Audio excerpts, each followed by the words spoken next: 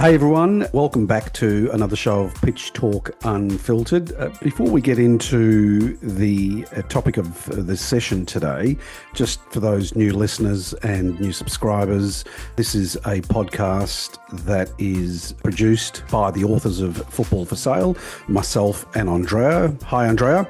Hi, thank you for having me as always. It's always good to get together for another chat. In terms of who we are and what we do, in April of this year, 2025, we published a book called Football for Sale, which is essentially a 400-page book that lifts the veil on the greed, corruption and exploitation poisoning football, or soccer as it's known in some countries. More importantly, also, it serves as a vital guide for everyone from coaches through to sports management professionals, but particularly young footballers and their families, because it offers insights, warnings and advice that help them navigate the system. And as we believe, and as you'll hear throughout this podcast, it's a system that's already rigged against them. So is there anything you want to add to that, Andrea, before we proceed? Yes, I mean, again, this is something that, we put our blood, sweat, and tears in, many years in the making. One thing I do want to say about this book is we're not your typical criticizing the sport, making negative comments about the sport. We're here because in order to make a change, either if it's for your own company, your own job, or anything in your life, you have to see what's not working. So Football for Sale talks about what's the problem, and we're here not giving up on the sport. We're here to make sure that we can find a solution to it, or at least create conversations and somewhat of a movement for people to at least talk about this. Well said, Andrea. That's well said. So let's dive straight into it. And today what we're going to talk about, the part of football that almost no one ever talks about, but we know that it should. And then we're talking about free agents and free agency. And we're not talking about the multi-million celebrities you see playing in Division 1 of the Premier League or the Serie A or La Liga or whatever the media decides to put on as their headline. We're talking about all the forgotten players. And essentially it's from, it can happen in Division 1, rarely though, but it's from Division 2 and lower, and right down to the lower division. We're talking about talented, hardworking footballers who've essentially lost their job, if you think about it. So they've lost the contract to playing the game that they love, and sometimes, in most cases, through no fault of their own.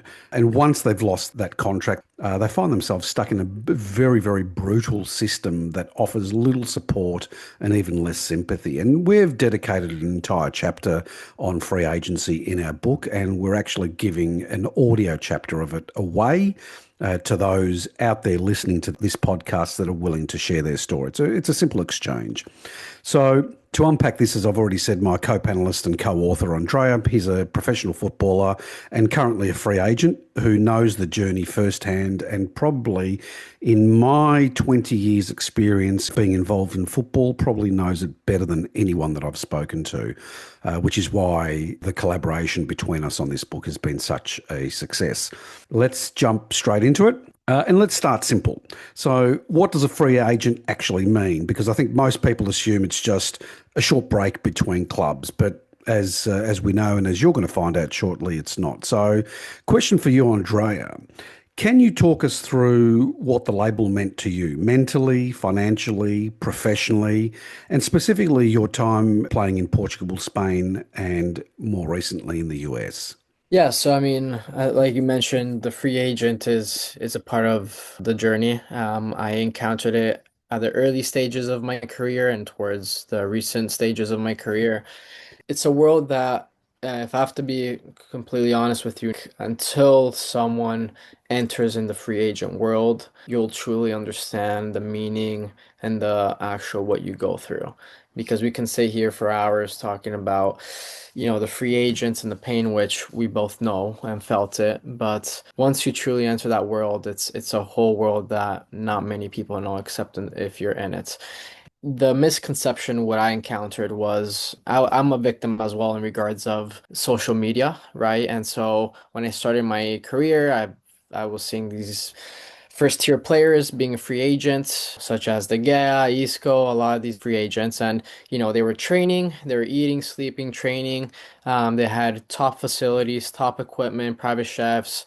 And then, if the opportunity came, they were ready. And I think that's a misconception because the reality of a free agent, as you mentioned, the lower leagues, which is the heart of the sport, the reality is there's players that are struggling financially, mentally. They don't have enough income to even support their peak fitness because the main idea of a free agent is you want to arrive the closest you can be at your peak fitness. And even if you're a first division player, you'll never be 100% as a free agent in your peak fitness because you have to start playing matches. But the reality is, if you don't have support and you're broke, you don't have money, it's very hard to at least get even close to your peak fitness. And this is not considering second jobs as well that take lots of time of your day. So the reality is in the free agent world, you build scars, and there's temporary scars that for some players they're just temporary, and there's scars that players take with them until their last day, Mm, and mm. that's something I've encountered. I want to ask you because we do know and we do raise this in the book of the various, let's say, Division One players that were under free agency for, somebody like David De Gea, who was out of contract for 12 months, but eventually landed a goalkeeping role at Fiorentina. He had no problems. Okay, he got his paychecks, he was living the life. And this question is to you: financially, obviously, physically, obviously. Where were you mentally? Where were you at a point where you realized, well, it's been 6 months, I've missed the transfer window. What do I do? What was going through your head? Because this is a good insight for all the young kids that are listening today to understand how to cope during that time. It's again, it's a great point that you mentioned, but mentally you reach rock bottom because you question yourself. That's the reality. And you question yourself, if for 6 months I can't even get a trial, what am I doing? You're training 3, 4 hours a day. Nobody knows. On top of it, you'll have these scam agents on you as well, trying to get money from you, and you're already struggling Mm, financially, mentally. So you do reach rock bottom, I believe, and some players, each player copes in a different way. I was fortunate enough to cope in a way that I learned a lot about myself as a mm. person and the and what I can handle. Because as a free agent, you have to every day it's a battle. And I'm just gonna be here completely honest with you. I used to go, I remember when I was a free agent between Portugal and the US, I used to go to training alone in tears. That's just the reality because Mm. I was struggling even to get a trial, and yeah, I was waking up 6 a.m. in the morning and I was questioning myself, but I still went to training with tears, just wiped them out and got to work. And that's the brutal reality, isn't it? And that's the brutal, yes, especially it's one thing if you're an adult, you have experience about life in general, but when you're a 20-year-old and you're already facing these emotions with your body, it's Sure, it's a huge mental sure. toll on yourself.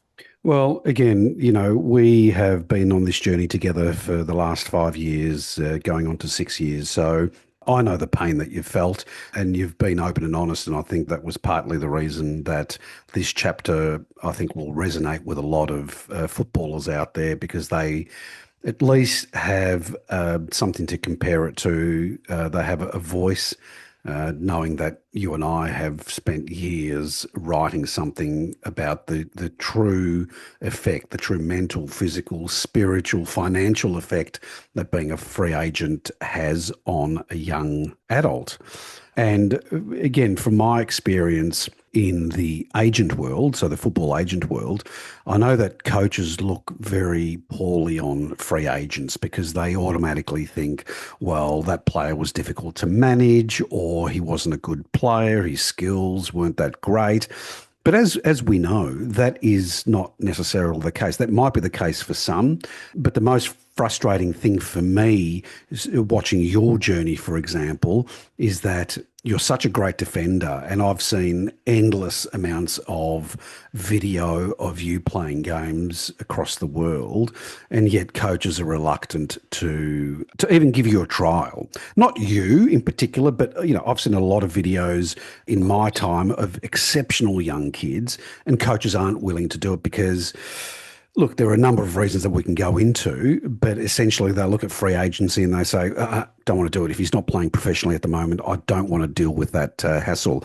What are your experiences dealing, or at least trying to sell yourself to coaches? Yeah, I mean, like you mentioned, I think I don't know if it's before or after COVID, but the whole system, Nico, just changed because now with the scouting, so many occasions I had where coaches were interested, they saw potential in my talents, and then they say, send me your transfer market. I send them my transfer market, and then you don't have value. And so then you're out of it. So Yeah, it's all yeah, about labels, right? So if you're a yeah. free agent, you already have this label on you.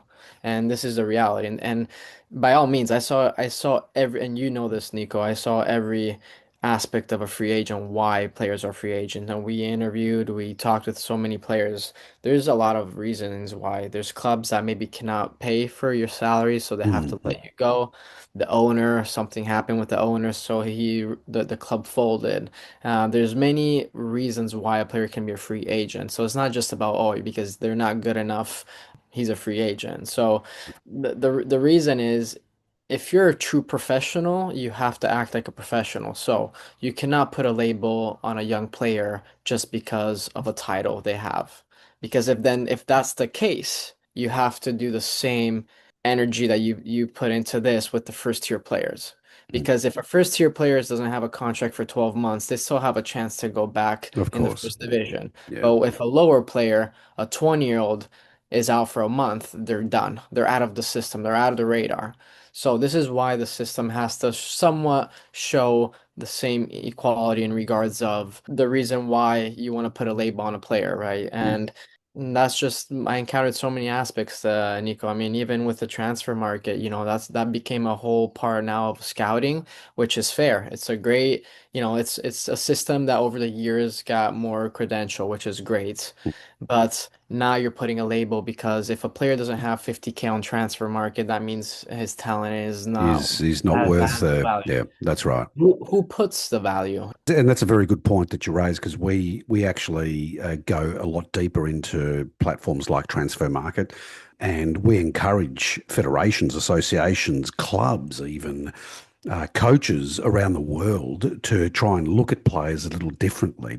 You're 100% correct that the first thing once you drop your CV or your highlight reel to a club, the first thing that they do is they go onto Transfer Market to see if you're there. And if you're not there, they'll trash your CV. It's as simple as that. It doesn't work any other way. And you and I have spoken to hundreds, maybe thousands of footballers that tell us the same story. Because I had a low value or no value because I haven't been playing for 18 months, or I've been playing, but I haven't been playing professionally, they just don't want to talk to you. And that's, again, something that we raise in the book, and we urgently put out the call to clubs and particularly coaches to maybe look at it from a different angle. Yes, if you see a player has talent and potential, you have to protect that. You have to give chances to these players. And there's so many messages I have on my phone till this day, screenshots of head coaches, directors, owners that they are interested, and then they ask for the transfer market And, link. and then You they go send it, silent. Yeah, and then they say sorry, you don't have a value. yeah,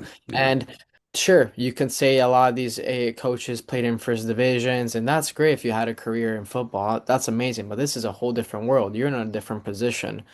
Going back to the question of coaches scouting after COVID, or even a little bit before COVID, now things changed. The modern football changed. Now you need to have a certain labor status on you to even get a child nowadays. And you know this too, Nico. I mean, with the amount of times we encountered top clubs interested in myself and my profile, they Yep. asked for my transfer window. They loved my style of play, and then they said, Yep. sorry, it doesn't have a value. Yeah, probably one of the most frustrating parts of my job as an agent is And it's not so much handling the rejection, it's handling the rejection that comes with no explanation.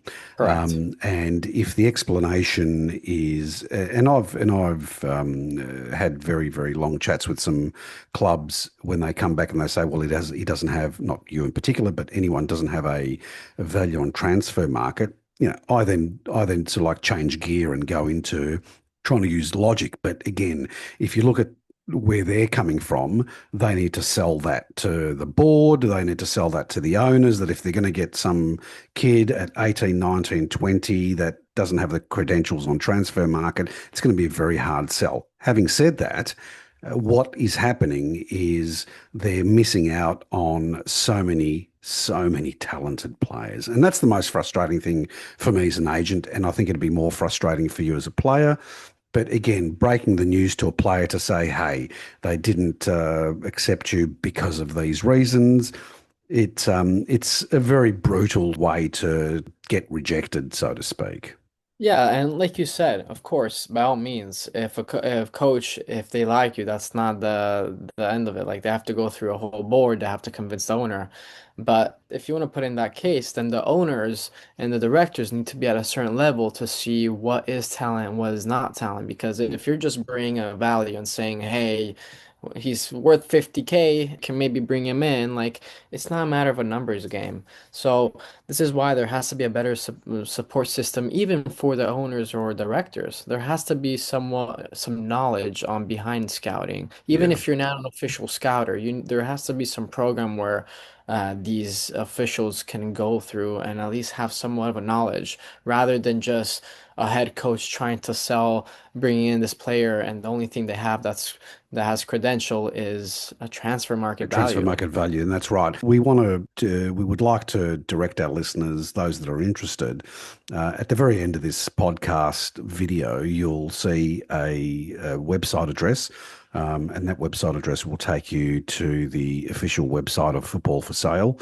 where you can actually register your details, not necessarily just tell your story, but register your details, where we will try at every effort to try and connect you with other free agents and perhaps even clubs where they're looking for players, not necessarily top divisions, but nevertheless, it's at least something that we're trying to do to help these free agents. But what I want to ask you, and this is getting into the nitty gritty of the reality, is that, we hear about players that, once they become free agents, they don't have access to facilities and club physios and all that sort of stuff. And, there are several case studies in the book that detail this. So they have to, spend their own money to, if they've got an injury, to go see a physio or an MD. They have to, have their gear and go into public parks with other people just to do basic skills. And it's not the life people picture when they think of a pro footballer, right? So going back to you again, what did your day to day look like? The minute you found out, okay, well, the transfer window's closed again, I've got to wait another 6 months before I have any sort of connection with a club. Yes, I mean, like you mentioned, it was first of all getting through the day, right? And that's the most important thing. So I had a schedule where I used to wake up in the morning, but again, a private trainer out here costs a lot of money.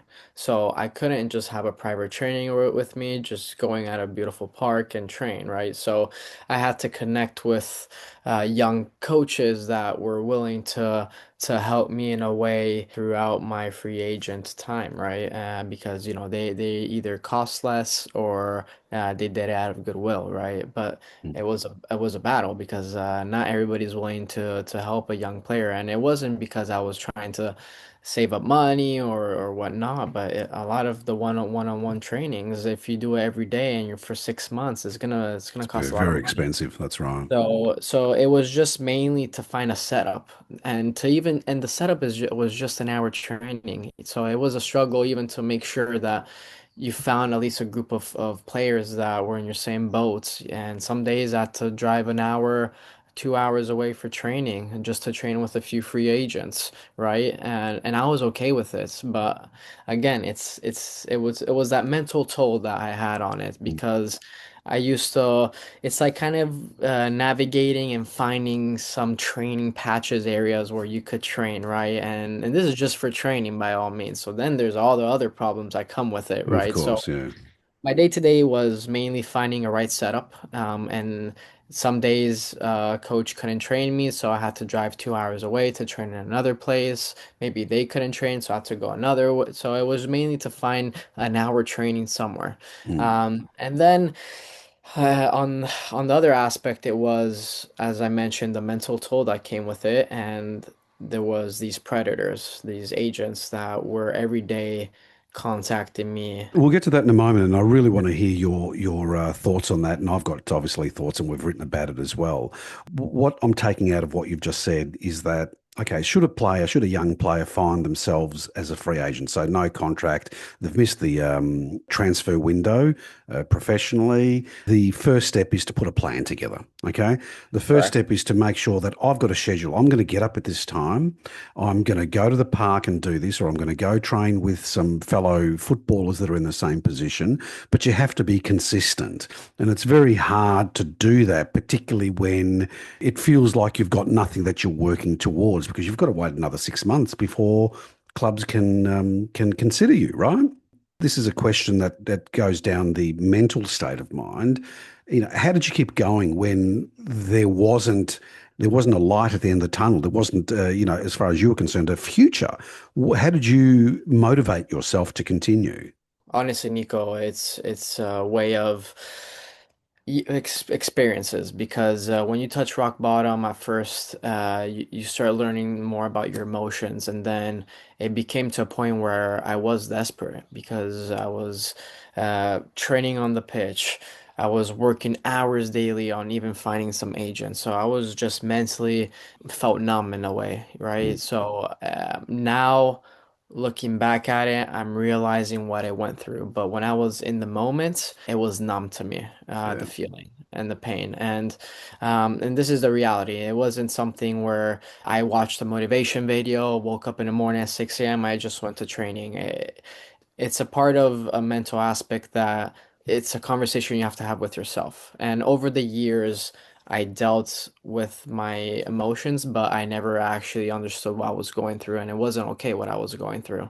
The thing is, you realize it after, right? Now that I'm mature and I realize the beautiful journey I did, there's some areas and aspects where I needed some more support mentally of because, course, of course. and I was lucky enough to make it out of it. But Nico, there's a lot of players, as you know, that unfortunately, once you enter the free agent world, the dark world, a lot of players don't make out of it, and that's the They, reality of it. they don't, and you're right, and that's a very very sensitive subject that again we raise in the book. But what we also found, and this is a little bit of an insight when we were running our interviews, is that a lot of players that entered free agency, let's say for 12 months or longer, and they didn't see an end in sight, literally gave up the game. They gave up the game at 19, 20, 21. And the one thing that I think is quite admirable from your perspective is that you continued and you get yourself involved in other areas of the game, which is obviously important to keep you going. Look, it's a dark part of football, and one certainly that not many people can understand unless you've actually been in it. Even as an agent, I can't understand that because all I see is that I'm trying to get somebody a job. A lot of players, as you know, Andrea, don't open up. They don't open up because they want to be tough, they want to be resilient, and they want to be positive in terms of what's coming next. Exactly, and that's a big point that you did mention, and it's a lot of it changes you even if you do find a contract. You're not the same player or person, and I have tons of stories, teammates, which I played globally, so I played in more than I played all over the world, and the reality is I've seen is players cope with their emotions in different ways. I have players that entered the free agent world now 2 3 years and they're in rehab right now. Yeah, And it's serious. This is not something that unfortunately we're just talking because of it. There's players, as you mentioned, by all means they don't make it out of it, and there's players that they barely make out of it. yeah. I'm grateful to make make it out of the free agent world healthy. Now it's not just a matter of finding a contract, but it's the question is you're making out of even if you don't find a club, you're making out of it healthy. And Mm, that's a huge problem to say because how now it's not just about finding a contract. Now it's just about a player if they can survive. And that's that's right. that's horrible to even think about. In 2025 we're thinking about a player that maybe can make it out of this world of Yeah. free agents. Yeah, it's certainly a dark sort of period, but I want to move on to something that you mentioned earlier, and it's close to my heart, and that's agents. And I'm going to ask you a very open question, and I know that you'll be honest, and I'm going to be brutally honest here as well in terms of what I've seen of these people that call themselves agents. There are so many, and I mean so many agents that are unlicensed, that are not even agents. All they see is an opportunity to make money, a quick cash grab, as we say, and what I refer to them as vultures and these fake intermediaries who just prey on desperation. So we know that a free agent player is at his lowest point mentally, not physically, but mentally, spiritually, emotionally. And these people come out and they prey on their desperation. And I've experienced this firsthand, and it's very infuriating and it's very demoralizing. So let me ask you, over the years, did you run into that? You know, empty promises, Yes. fake trials, all that sort of stuff. Yes, I entered this problem since the first day I entered in the professional game. Mm. First day, to my last. So it's a problem that I encountered many times, and the sad part is I was a victim of it when I was younger because I didn't have the experience. And now, of course, I have knowledge and I have the IQ to distinguish what a real agent is and what a fake one is. And so, but the reality is, I realized over the years that once you arrive at the rock bottom as a free agent, you're desperate to leave home because the more you're at home, the more you're in your room, you're thinking about life. So you're just That's trying right. to get a trial anywhere. And what happens is these agents, they know now how the system works. They know how these young players think. So they're predators going more for the desperate, right? And it's like in the wild, if you think about it, predator is not gonna go and chase the strongest animal in the forest. They're gonna go for the most vulnerable, the weak ones, right? And so this is what these agents do. And unfortunately, I encountered it many times. There's no support system for it as well. And unfortunately, this is a reality, and there's a lot of victims that fall into it. And by all means, let me just put this into the point. You're ready as a free agent. 99% of the players are struggling financially, even to eat or to train.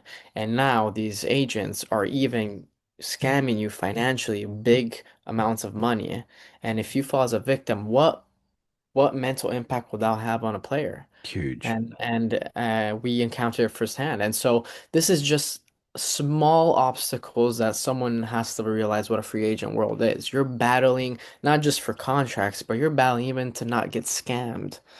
The way I look at it is, and I think we raised this a couple of years ago, it's like an injured seal in the ocean and you've got sharks circling. Correct. And that may be, people might think, oh, that's an exaggeration, but let me tell you, the sort of stuff that you and I have seen, Andrea, in terms of what these people are prepared to do, and let's not call them agents because they aren't. They're just, Bad actors. they're conniving bad actors, right? They will go to the end of the earth just to make a quick money grab. And I've seen throughout Europe, from the north of Europe right down to the south of Europe, all these kids that have been left to fend for themselves because agents have scammed them of, you know, three, four, 5,000 euro, and they can't find their way home. And that's mostly a lot of the African kids, unfortunately, right? Because they dream of getting out of poverty and making something big. And this is where football can really lie. This is where the industry can lie, is because they show Division One, they show the celebrities, the Lamborghinis, the Ferraris, the press conferences, all that sort of stuff. But the reality is, that there are people below that that are trying to take advantage of these kids and particularly free agents, and that needs to stop. And as you know, we go into detail in our book to offer some solutions as to how this can be alleviated. Yeah, and this is why I encourage it's not just for the kids, right? This is even the knowledge for the parents because a lot of parents, as it's not their fault, but they don't have a lot of knowledge in regards of what to how to deal with agent that approaches their son, right? And Yeah, so if the parents find out, hey, my son can get a contract in second division and I have to just pay 5,000, there is going to be sacrifices that parent wants to do because they want to see happiness for their kids. of But course. this is why we encourage, we're not selling you a book. We're not trying to make you buy our book. We're not here for the money. We're not here for the clout. We're just here to say, read the book, parents and kids, so you have the basic foundation to move forward in this world. Well said, Andrea. That's exactly why we set out on this journey 5 years ago to publish a book that we only published a couple of months ago. It was for that reason to give families, young footballers, even current footballers that are in lower divisions that want to make it in the high divisions, just to give them a survival guide. Because we've spoken to thousands of footballers, coaches, scouts, even agents, but proper agents, right? And we've infiltrated clubs where we've seen how these bad actors act, basically.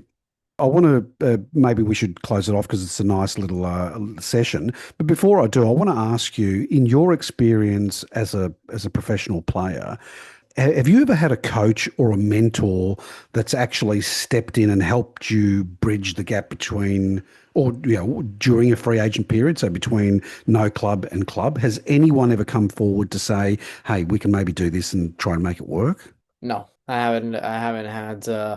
Of course, I had support like yourself, Nico. I had the support when I met you, and we talked about the problems. But there wasn't a professional player or someone that guided me throughout the free agent world. And one thing I can say is, nobody ever told me that I had to market my own self in regards of it. I thought you have to just eat, sleep, train, and repeat, right? Instead, you have to put the same amount of hours that you do on the pitch on the computer. Because if you don't have connections in this world, nobody will ever know that you'll be training 6 hours a day. You That's have to right. put the same amount of energy on the pitch, on networking, highlight videos, connecting with agents. And if I never did that, I found out the hard way. I would never met you, Nico, and who knows how many things we would have missed, right? That's right. That's right. And I'm glad that 5 years ago that we did come across each other, and it's we've had our ups and downs in terms of dealing with not just free agency but dealing with clubs and trials and so forth. But just a couple of final words. If there is some young kids that are listening today, or even parents that are listening, do you have any final words that you could say, particularly if a footballer finds themselves as a free agent? That you're not alone. You're not alone. Where many people are on your same boat, and so don't feel that you're alone. And we'll be fighting for you. We talk a lot about the game, about the tactics, transfers, trophies, press conferences, Champions League, World Cup, etc. But what we rarely talk about are the people that this industry leaves behind. And today, this discussion was about those people. And not enough is being said about them. And I think that's been clear in our message throughout today's discussion. Because free agents aren't just footballers between clubs. They're essentially stories in motion, waiting to be seen, waiting to be heard, and above all, respected. But what I do know is that this conversation needs to continue in the public domain. Because for every player we see lifting trophies, this is what the media shows you, there are tens of thousands fighting just to stay in the game. So if you're listening to this and you're in the industry, whether you're a scout, coach, an agent, a club director, please, we encourage you, look beyond the numbers. Start looking at the individual. And to all the players who are grinding in silence, the coaches doing the quiet work, and the listeners who care enough to pay attention, Both Andrea and I thank you. So thanks again, Andrea, for sharing your stories. Very open and honest, and we all appreciate that. But before we do sign off, you can read more about free agents in our book. We've said it's called Football for Sale. It was published earlier this year, April 2025. And if you go to our website and share your story, we'll even send you the audio chapter on free agents, absolutely free. No strings attached. You can follow us on LinkedIn, Instagram, and most other social media platforms.